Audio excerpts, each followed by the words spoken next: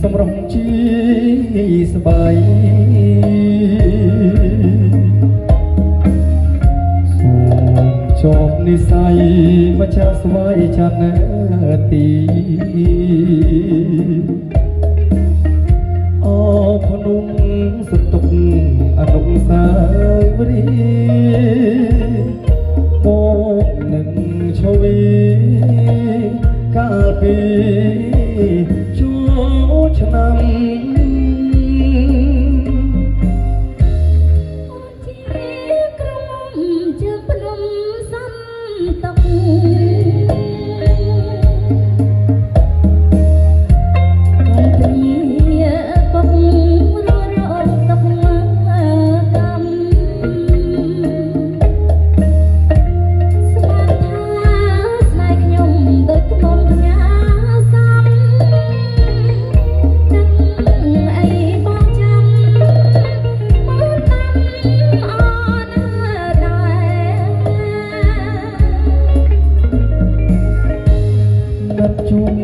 ឈប់ឆាយស្វាចាទីទុំរំដួលជើងភ្នំក្រពំកញ្ញាស្នេ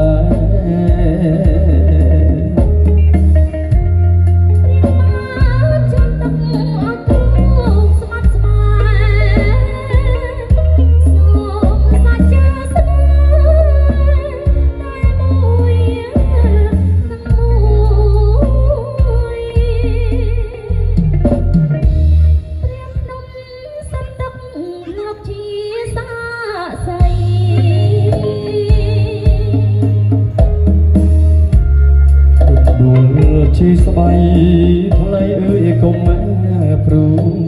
យព្រះអង្គស្រះខ្ចីគង់នៅចាំជួយស្នេហ៍មួយនឹងមួយលោកគ្រាអវសាន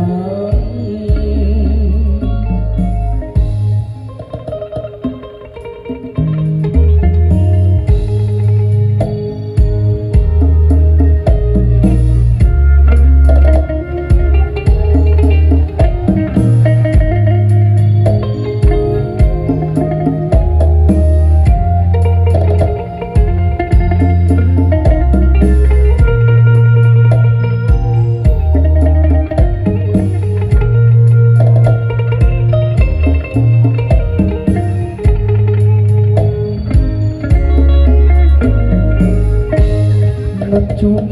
ឈប់ឆាយស្វាចាំទីទុំរំដួលជើងភ្នំក្រពុំបញ្ញាស្នេ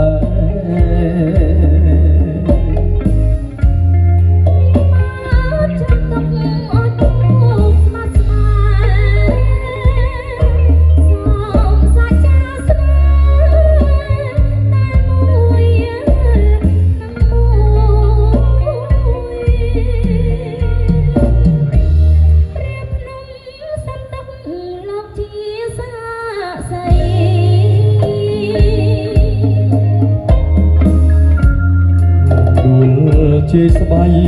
ថ្លៃអើយកុំព្រួយព្រះអង្គស្រះខ្ចីគង់នៅចាំជួយ